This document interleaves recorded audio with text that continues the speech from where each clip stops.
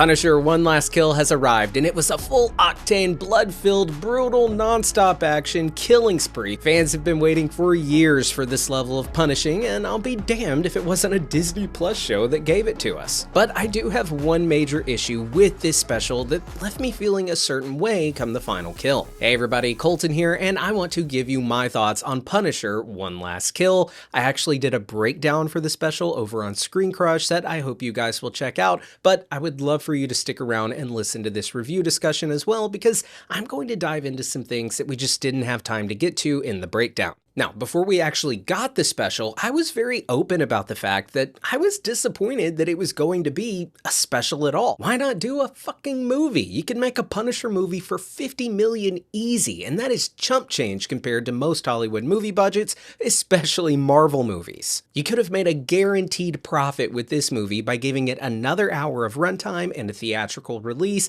and then you could dump it on Disney Plus, or make it a miniseries. Hell, keep it a little TV movie special presentation thing, but just make it longer. That is my critique. It was way too short. You see, I liked each individual moment of this special so much that it pisses me off that it was all packaged in this half-baked, random 40-minute Disney Plus drop that honestly feels like a fan film. And when I say fan film, I mean that with all the respect in the world for fan films. But fan films get a certain level of grace given to them for the limitations that they have. There is no reason that this special should have felt limited. And I'm not arbitrarily saying, oh, this should have been longer. It needed to be an hour and a half. It needed to be 2 hours. No, there was a world where you could have done a 45-minute Punisher special and it felt like, hey, 45 minutes was the right length. But for this story, that was not it, and it could have really benefited from being like an hour and a half to 2 hours. Don't get me wrong, please, because the action in this thing was great. The cinematography was great.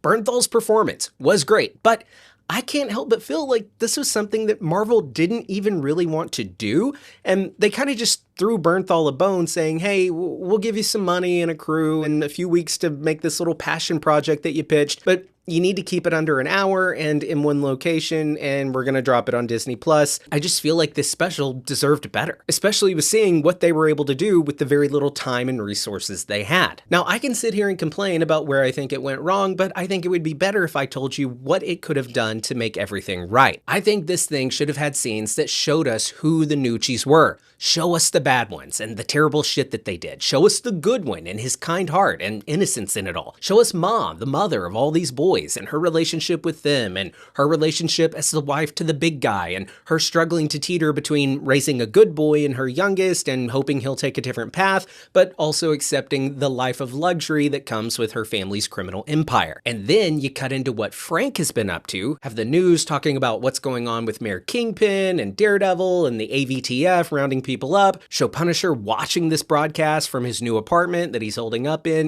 the Nucci neighborhood, doing his surveillance and recon, preparing to take down this whole family, and we learn that, hey, that's what he is up to instead of being in the city helping Daredevil. He's sitting right there seeing it on the news that there is a war taking place, but instead he is solely focused on getting right back to his mission of hunting down the final crime family that was involved in the murder of his family. And then you show us, instead of telling us, Punisher infiltrating the neighborhood, studying the Nucci's daily moves and routines, the terrible things they do, and maybe the not so terrible things they do, give us some complexity to the characters, and then you have Punisher brutally murder them all. Then you have the fallout of the neighborhood collapsing, different families that we briefly met in the special, but in a feature-length film could have got to know a little more, so we'd feel all the more bad for them when the neighborhood collapses. You have all that chaos going on, and then you have Ma Nucci put a hit on Frank's head. Those hits go nowhere, so she finally goes the route of the big attack on the entire apartment complex, thinking that that is the only way that she'll be able to bring Frank down. And that would be a great parallel to Frank's actual history, where Schoonover and Rawlings, they didn't try to send like one particular hitman to take out Frank.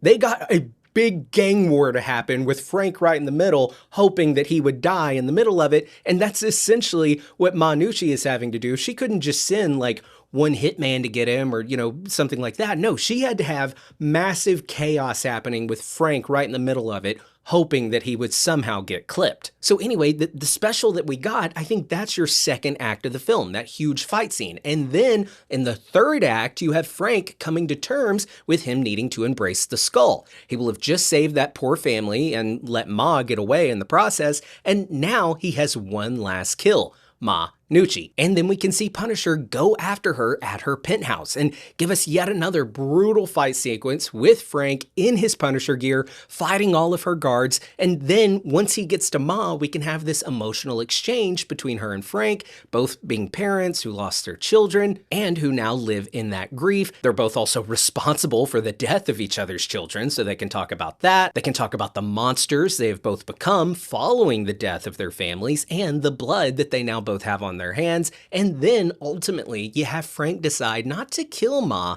because he knows all too well that the pain that he feels every day living with that grief of his dead family, he knows that that is a punishment far worse than death, so he leaves Ma alive to live in that grief. And then you have Frank leave the penthouse. Maybe he then meets up with Karen, the real Karen, not a vision, and he can learn about how Matt, revealed himself to the world as Daredevil and he's now incarcerated. And then Frank, who has now redonned the skull and become the Punisher again, he could say that he's going to do what Karen has been asking him to do for the longest time and step up to the plate and partially fill the shoes of Daredevil and keep the city safe alongside characters like Jessica Jones, Luke Cage for Daredevil Born Again Season 3, and then of course, you guessed it, Spider-Man. Quit your whimpering.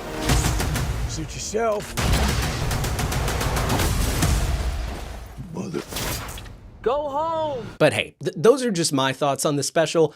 I thought that everything in it was good, but the sheer fact that there was so much missing to make it actually work, it just doesn't stick out to me as a great special or anything. It was just missing like 2/3 of what needed to be in there for it to really hit. So it just overall, it felt a little empty. And I don't think that's Bernthal's fault necessarily, because I'm sure that he would have liked to have had like a bigger budget and more time and an actual like longer runtime. And I'm sure he would have loved for it to have been in theaters. I think this is just kind of the best he could get for his passion project. And maybe he is hoping, as am I, that once people see this and maybe Disney and Marvel see it, they will eventually perhaps greenlight a season 3 of The Punisher, or maybe what we're all really hoping for, a full-blown Punisher movie. Thank you guys so much for watching. Be sure to check out my breakdown of The Punisher One Last Kill over on Screen Crush. It's up right now.